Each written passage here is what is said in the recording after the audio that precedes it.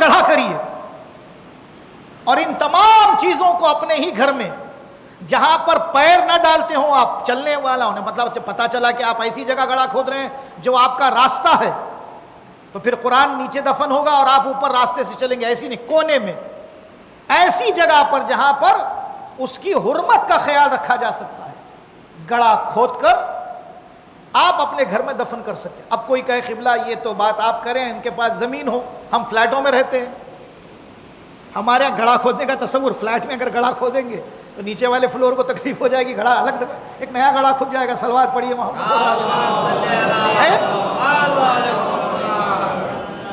یہ سب چیزوں کو ایسا ہے بیان کرتے وقت میں لحاظ رکھنا پڑتا ہے۔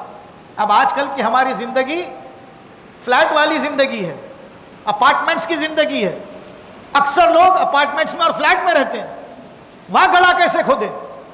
تو کم سے کم ایسی جگہ پر ایک انتظام کیا جائے جہاں ہمارے مقدسات جیسے بارگاہیں ہیں، عاشور خانے ہیں، امام باڑے ہیں، یا کوئی ایسی چیزیں جہاں پر قبرستان ہیں، وہیں پر کمیٹی سے بات کی جائے، افراد سے بات کی جائے، کچھ نہ کچھ راستہ نکالا جائے تاکہ اسے زمین میں دفن کر دیا جائے۔ جلانے کی اجازت نہیں ہے، سہرانا بھی ہے تو احتیاط کا خیال رکھنا ہے۔ تیسرا راستہ رہ جاتا ہے اسے دفن کر دینا۔ اسے آپ کہیں زمین میں آپ دفن کر سکتے ہیں، اور اس زمین میں بھی جہاں پر لوگوں کے پیر یا وہاں چلنے کا زیادہ انتظام نہ ہو، تاکہ اس کی حرمت کا خیال رکھتے ہوئے بھی ان چیزوں کا لحاظ کیا جا سکے۔ عزیزان گرامی، یہ مسائل اتنے زیادہ پیچیدہ ہے باس کہ اس کے لیے پریکٹیکلی اور کوئی راستے اگر نظر آ سکتے ہیں، اگر آپ کی نگاہ میں کوئی ایسے راستے ہیں، ایک بریکٹ میں بات عرض کر رہا ہوں، اسے ذہن میں رکھیے گا، اگر کوئی ایسا راستہ نظر آ سکتا ہے جو ہم نے بیان کیا اس کے علاوہ بھی، کہ جس میں اس کے تقدس کو خیال رکھا جا سکے، اس کی بے حرمتی نہ ہوتی ہو، تو آپ ان تمام کتابیں مقدس، چاہے وہ کلام اللہ ہو، قرآن مجید ہو، دعاؤں کی کتابیں ہوں جو جس کے ورق بوسیدہ ہو گئے ہوں، پھٹ گئے ہوں، اب وہ استعمال کے لائق نہیں ہیں، ایسی ہی پڑی ہوئی سڑ رہی ہے، گل رہی ہے، اور خدا نہ خواستہ اگر ہم اسے کہیں پھینک دیں گے تو پتہ چلا اس کی بے حرمتی کا عذاب ہمارے سر پر آئے گا۔ اس سے بچنے کے لیے جو بھی صحیح انتظام ہو سکتا ہے، جائز اور تقدس کو لحاظ رکھ کر انتظام کیا جا سکتا ہے، وہ کریں، تاکہ کتابیں جو مقدس کتابیں ہیں ان کا حرمت اور ان کی عظمت باقی رہ سکے۔ صلوات پڑھیں محمد اور آل محمد۔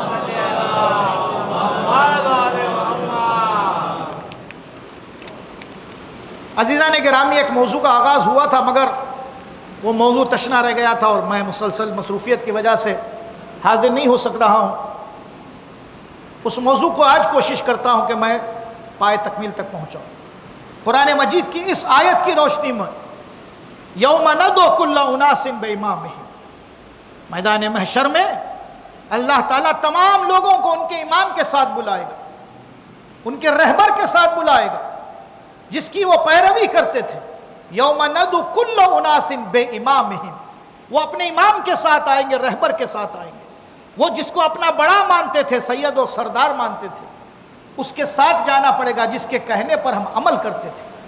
ہمیں اس بات کا افتخار ہے، ہم اس بات پر فخر کرتے ہیں کہ ہم اہل بیت کے پیروکار ہیں، ہم محمد اور آل محمد کے پیروکار ہیں، ہم کسی اور کے پیروکار نہیں ہیں۔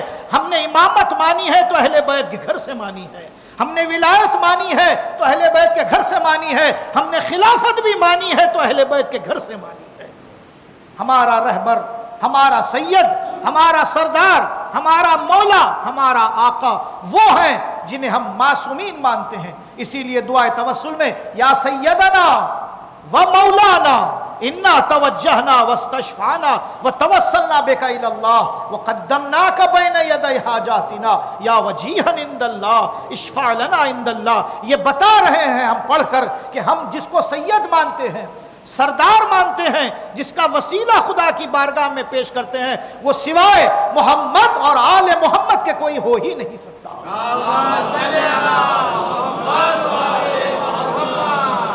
اس بات پر فخر کیجئے گا کہ ہم اس گھر کے پیروکار ہیں، ہماری دعاؤں میں توسل اہل بیت کا. کوئی بیمار ہو جاتا ہے تو ہم واسطہ دیتے ہیں. کس کا واسطہ دیتے ہیں؟ بیمار کربلا کا واسطہ دیتے ہیں. ہمارے پاس دوسرے کوئی مسائل پیش آتے ہیں. اس سے پہلے میں نے عرض کیا تھا، آج وقت نہیں ہے، 2 مسائل تھے، دونوں کے لیے عرض کیا تھا. اگر کسی کے کمر میں بہت درد ہو رہا ہو، جس کو آپ کہہ سکتے ہیں کمر کا درد بڑا تکلیف دہ ہوتا ہے، اس کے لیے اپنے ہمارے اور آپ کے 7ویں امام امام موسی کاظم علیہ السلام سے امام سے توسل کیجئے. کمر پر ہاتھ رکھیے، پڑھیے یا موسی بن جعفر ایھا الکاظم ابن رسول اللہ یا حجت اللہ علی خلقہ. کمر کے درد کے لیے 2 چیزوں کے لیے، ایک کمر کے درد کے لیے خاص طور سے بزرگ ہو جاتے ہیں، عمر بڑی ہو جاتی ہے اور کبھی کبھی لچک آ جاتی ہے کمر میں، بڑی تکلیف دہ درد ہوتا ہے. اس کے لیے امام ہفتم یعنی 7ویں امام سے توسل کیجیے. اس کی وجہ ہے ہمارے سارے اماموں میں جس امام کو کمر کے درد سے زیادہ جوجھنا پڑا وہ ہمارا 7واں امام تھا. امام 25 سال زندان میں تھے اور ایسے قید خانے میں تھے کہ جہاں اگر اٹھتے تو سر چھت سے ٹکراتا تھا، لیٹتے تھے تو پیر دیوار سے ٹکراتا تھا. امام اس کمر کے درد میں مبتلا ہو گئے تھے. تو جو درد امام گزرے ہیں جس درد سے، اس امام کا واسطہ دے کر دعا کیجیے. دوسرا، اگر کسی کی روزی میں، کسی کے رزق میں تنگی ہے، تکلیف ہے، یہ چھوٹے چھوٹے نسخے نہیں ہیں عزیزو، استادوں کے بتائے ہوئے نسخے. میں جو باتیں کر رہا ہوں اپنے اساتذہ سے میں نے سنا اور مجرب ہے. میں نے جتنوں کو بتایا ہے انہوں نے اس پر عمل بھی کیا ہے اور کامیاب بھی ہوئے. جس کے رزق میں تنگی ہے، جاب نہیں مل رہا ہے، دکان کھولے گراہک نہیں آ رہا ہے، یا پھر کاروبار میں تکلیف ہے، رزق کی تنگی ہو رہی ہے، خرچ زیادہ ہے، آمدنی کم ہے، ایسے افراد کو چاہیے 9ویں امام سے، امام محمد تقی جواد علیہ السلام سے، 9ویں امام سے توسل کیجئے، واسطہ دیجئے 9ویں امام کا. ہاں، وجہ کیا ہے؟ امام جس زندان میں تھے، 9واں امام ہمارا، سارے دن میں 1 روٹی اور 1 گلاس پانی امام کو کھانے کے لیے دیا جاتا تھا. رزق کی تنگی کیا ہوتی ہے، بھوک لگتی ہے تو کیسی تکلیف ہوتی ہے، یہ کوئی 9ویں امام سے پوچھے. رزق کی تنگی، 9ویں امام کا واسطہ دے کر دعا کیجیے. تکلیف ہے، آئیے اس دروازے پر. آپ بیمار ہوتے تو بیمار کربلا کا واسطہ دیتے، علم کی تکلیف ہوتی تو امام محمد باقر العلوم کا واسطہ دیتے. عزیزان گرامی، یہ ساری باتوں کو رکھتے ہوئے بس اصل موضوع پر آ جاؤں میں. یہ القابات جو ہم کہتے ہیں معصومین کے لیے، کبھی بیمار کربلا، کبھی سید الشہداء، کبھی امام کاظم کو ہم نے اپنے کسی اور مشکل کے لیے پکارا. میدان محشر میں میرے اور آپ کے وہ مولا جس سے ہم خلیفہ بلا فصل مولا کائنات امیر المومنین علی ابن ابی طالب علیہ السلام 3 القاب سے مولا کو پکارا جائے. اور اس کے بارے میں نے 1 لقب کے سلسلے میں تفصیلی گفتگو کر لی تھی، 2 القاب باقی تھے. پہلا لقب جس سے مولا کو پکارا جائے گا، مولا کو بلائے میدان محشر میں، پہلا لقب ہے یا امیر المومنین، اے مومنین کے امیر، آپ تشریف لا رہے ہیں. یعنی علی کے پیچھے جتنے افراد ہوں گے وہ مومنین ہوں گے اور مولا علی ان کے امیر ہوں گے، آگے ہوں گے. علی کے لشکر کس کا لشکر ہے؟ فاسق اور فاجر کا لشکر نہیں ہوگا، گنہگاروں کا لشکر نہیں ہوگا، علی کے ساتھ مومنین کا لشکر ہوگا. اور میں نے عرض کر دیا تھا کہ مومنین کسے کہتے ہیں، اس پر آج گفتگو نہیں ہوگی. دوسرا لقب جسے مولا کو بلایا جائے گا اور پکارا جائے گا وہ ہے یا امام المتقین، اے متقین کے امام، آپ میدان محشر میں تشریف لا رہے ہیں. امام ہے کس کے؟ وہ جو فاسق اور فاجر ہے،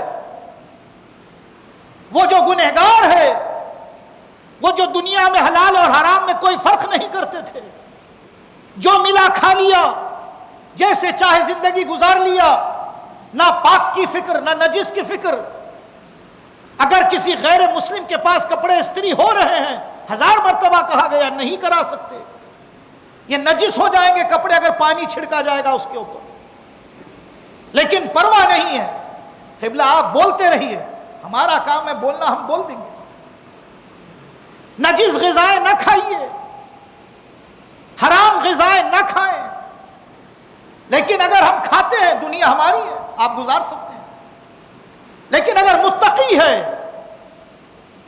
خوشبو تقوی موجود ہے، اس کا پہلا کام یہ ہوتا ہے کہ وہ اپنے آپ کو حرام سے بچاتا ہے۔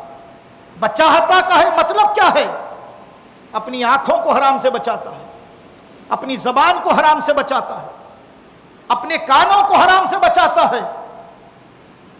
دنیا ہے لیکن دنیا کے اندر دونوں راستے موجود ہیں، انا ہدیناہ السبیل اما شاکرا و اما کفورا، اللہ کے نعمتوں سے استفادہ کر کے شکر کرو، شاکر بن جاؤ، یا اللہ کی نعمتوں کا مس یوز کرو، کافر بن جاؤ۔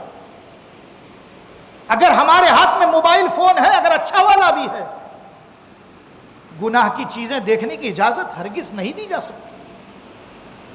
اکیلے بیٹھے ہیں، کمرے میں اکیلے ہیں، کوئی دیکھ رہا ہو یا نہ دیکھ رہا ہو، اللہ کی ذات دیکھ رہی ہے، امام زمانہ دیکھ رہا ہے۔ کیوں کہا جاتا ہے کہ پردہ غیب سے ہمارا مولا ہم پر نظر رکھے ہوئے ہے؟ کیا مطلب ہوا نظر رکھے ہوئے؟